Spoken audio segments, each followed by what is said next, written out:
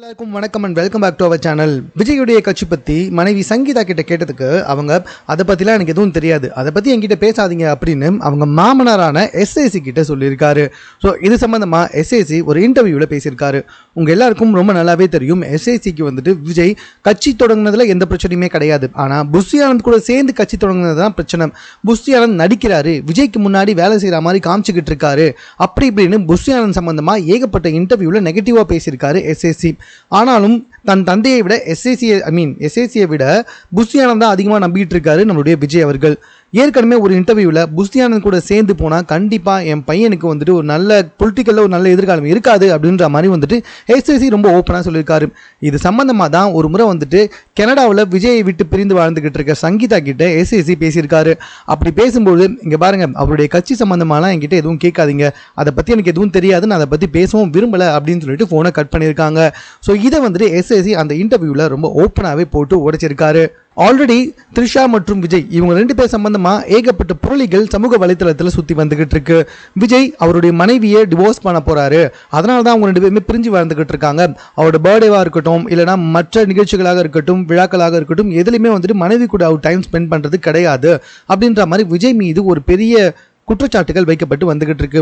இந்த சமயத்தில் அவங்க மனைவிக்கும் விஜய்க்குமே வந்துட்டு சம்மந்தம் இல்லாத மாதிரி அவங்க மனைவி பேசியிருக்காங்க அப்படின்றத அவங்க அப்பா எஸ்எஸ்சி அவர்கள் பேசியிருக்கிறது இன்னும் ஒரு மிகப்பெரிய சர்ச்சையை வெடித்திருக்கு அப்படின்ற மாதிரி தான் வந்துட்டு சொல்லணும். இது பத்தாதுன்னு விஜய் அவர்களும் அவர் பங்குக்கு என்ன பண்ணிட்டு இருக்காருன்னா, பர்த்டே அதுவுமா த்ரிஷா கிட்ட போகிறது, த்ரிஷாவுடைய நாய்க்குட்டியை கொஞ்சிறது.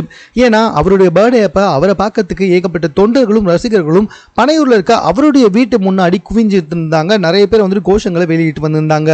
அவங்களெல்லாம் இவர் வந்துட்டு கொஞ்சம் கூட பார்க்கவே கிடையாது. த்ரிஷா வீட்டுக்கு போயிருக்காரு, அது ஒன்றில் த்ரிஷாவோட நாயை கொஞ்சிருக்காரு, அவங்க கூட செல்ஃபி எடுத்திருக்காரு அப்படின்ற விஷயம் தான் சமூக வலைத்தளத்தில் ஒரு மிகப்பெரிய பேசும் பொருளாக இருந்துச்சு.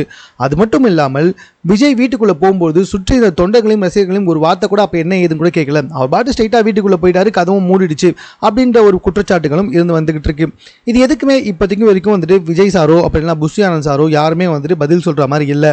எஸ்ஏசி அவர் பங்குக்கு வந்துட்டு இல்லை, புஷி ஆனந்த் கூட சேர்ந்து இந்த மகன் வந்துட்டு பொலிட்டிக்கல் பண்ணுறது அந்தளவுக்கு சரிப்பட்டு வராது, அவர் நடிக்கிறாரு, அவர் கூட போனால் கண்டிப்பாக வந்துட்டு அரசியல் எதிர்காலம் விஜய்க்கு இருக்காது அப்படின்றத ரொம்ப ஓப்பனாகவே வந்துட்டு சொல்லியிருக்காரு. விஜயுமே வந்துட்டு பார்த்தீங்கன்னா தன்னுடைய தாய் தந்தையை புறக்கணிச்ச மாதிரி தான் வந்துட்டு நிறைய பேர் வந்துட்டு பேசி வந்துகிட்டு இருக்காங்க. இந்த சமயத்தில் விஜய் கட்சிக்கு எதிராக புஷி ஆனந்துக்கு எதிராக நம்ம எஸ்ஏசியே நிறைய பிரச்சனைகளை ஏற்படுத்தி வந்துகிட்டு இருக்காரு. இது பத்தாதுன்னு சங்கீதா அவர்களுக்குமே வந்துட்டு ஃபோன் பண்ணி பேசினேன், அவங்களுக்குமே வந்துட்டு அதை பற்றி எதுவும் தெரியாது, அதை பற்றிலாம் பேசாதீங்க, இன்ட்ரெஸ்ட் கிடையாது அப்படின்ற மாதிரி வந்துட்டு சொல்லிட்டாங்க அப்படின்றதையும் வந்துட்டு இன்டர்வியூவில் சொல்லிட்டு இருக்காரு. இப்படி விஜயை சுற்றி சொந்த குடும்ப உறுப்பினர்களே வந்துட்டு அவருடைய கட்சிக்கு எதிராக பேசி வந்துகிட்டு இருக்காங்க. அவர் கட்சி தொடங்கினதில் விருப்பம் இல்லை அப்படின்ற மாதிரி பேசி வந்துகிட்டு இருக்காங்கன்ற செய்தி சமூக வலைத்தளத்தில் மிகப்பெரிய அதிர்வலைகளை ஏற்படுத்தி வந்துகிட்டு இருக்கு. இது சம்பந்தமாக உங்கள் கருத்து என்ன அப்படின்றத நீங்கள் கமெண்ட்ல தெரியப்படுத்துங்க. மேலும் இது போன்ற செய்திகளை உடனுக்குடன் தெரிந்து கொள்வதற்கு நம்ம சென்னை சேனலை சப்ஸ்கிரைப் பண்ணுங்க.